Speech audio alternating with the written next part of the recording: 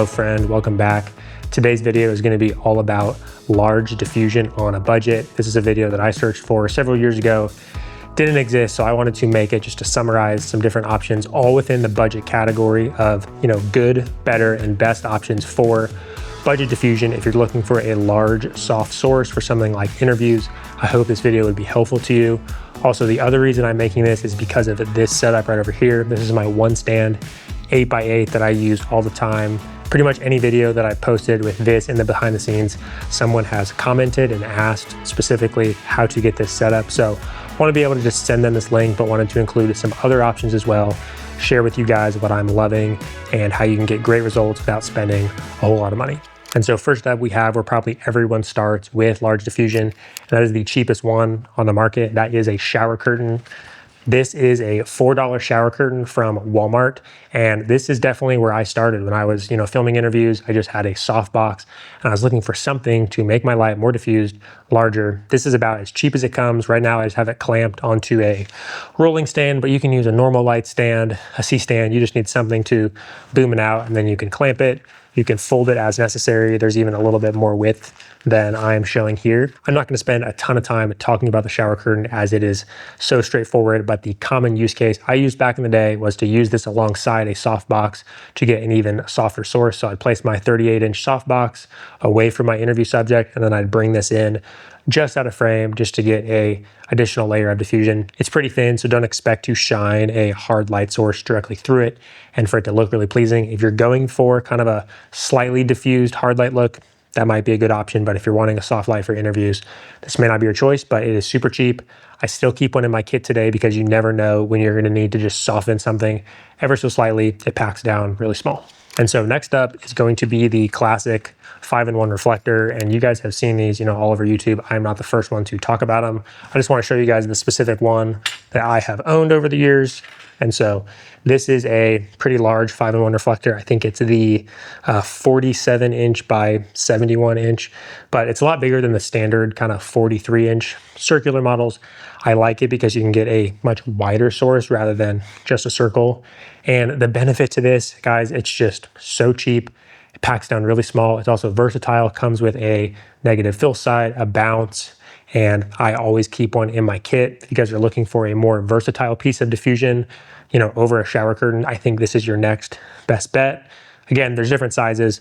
I really like this as well as the smaller 43-inch circle. You guys may have different use cases than me, but for, additional diffusion for interviews, as well as holding this outside over, a subject in harsh sun for like a documentary has served me really well. And this is often where people go after, the softbox, maybe something like a shower curtain. You're going to want to get something like a 5-in-1 reflector. I want to talk you guys through the one that is the most asked about here on the channel. So I'm just going to roll this over and you guys will see this right here is an 8x8 foot sheet of bleached muslin. This isn't nothing fancy. This isn't a particular filmmaking fabric. I bought this from a local fabric store. And I think the thing that makes this setup so great for me when I'm wanting to get a super large source, and maybe I have a small crew only working with myself, maybe 1 to 2 to 3 crew members.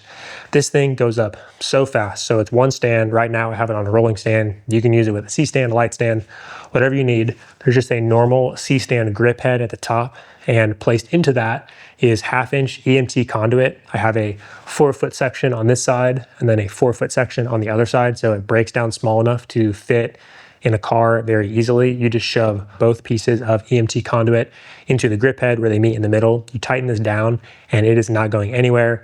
Pair it with 2 just simple clamps at the top and you have a massive soft source, one stand, super easy to move, especially on a rolling stand like this. But guys, any stand works.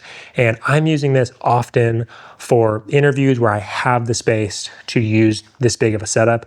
If my ceilings weren't as tall in here, I could simply, lower this down, maybe do something like a 6x8, but it gives you a lot of flexibility. I'm often pulling for this if, let's say there's a 2-subject interview, so I'm needing to get soft light wrapped around 2 faces and we're shooting wide. The bigger the source, the softer it's gonna be. This has been my go-to. A couple notes on bleached muslin that I feel like is helpful to talk about. This is an incredibly thick fabric, and the properties and how light is going to work when it's diffused through this, it is equally a bounce as much as it is a diffusion, but you're going to lose a lot of light. So you're going to want to send a lot of light through it because it's going to be cutting. I think it's close to like 2 or 2.5 stops. I'll put it on the screen, the exact amount.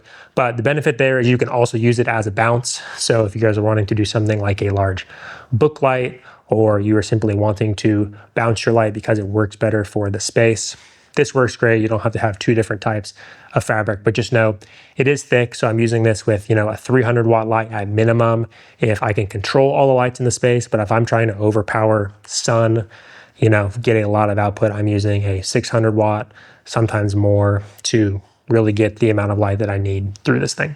When it comes to how exactly to get one of these for yourself, unfortunately, if you're in the United States, the place where I bought this was Joann Fabrics. They closed down or are in the process of closing down. So I think your next best bet is going to be from Michaels. I did see they don't have the 119-inch width, which is what I bought to cut down to 8x8, but they do have a size that I think is like 7.5 feet.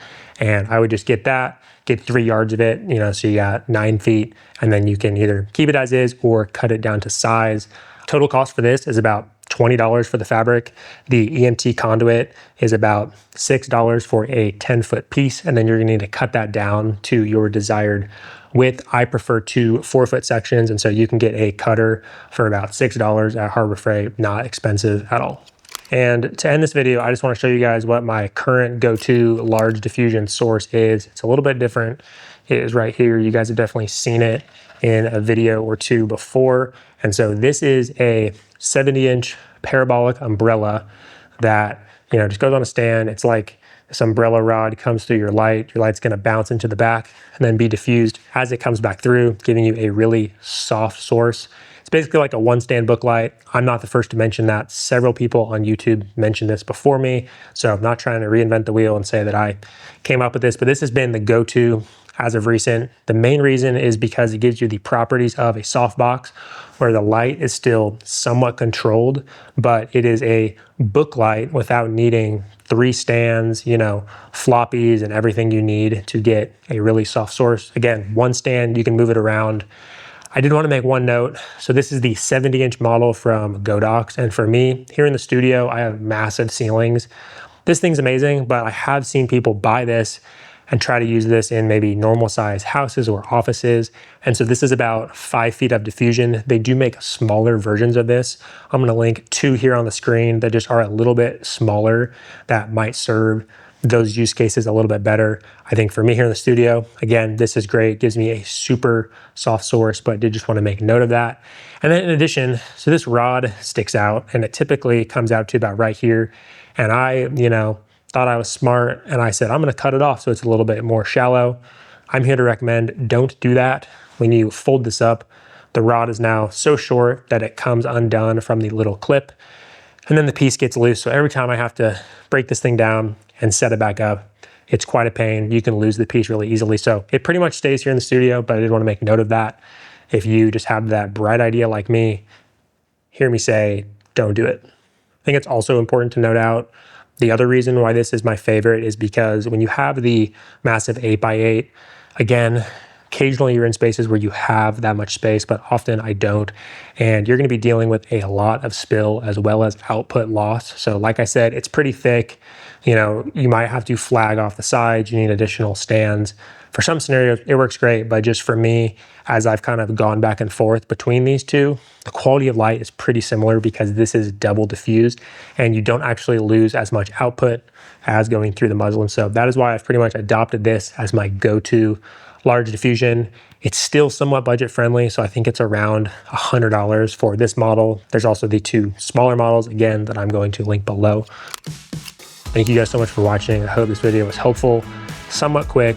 I searched around for a video similar to this and it didn't exist, so I wanted to make it. I'm gonna be making the same exact video about negative fill on a budget. That's another thing I've searched for that people don't have good answers on, so stay tuned for that, and I will see you guys in the next video. Peace.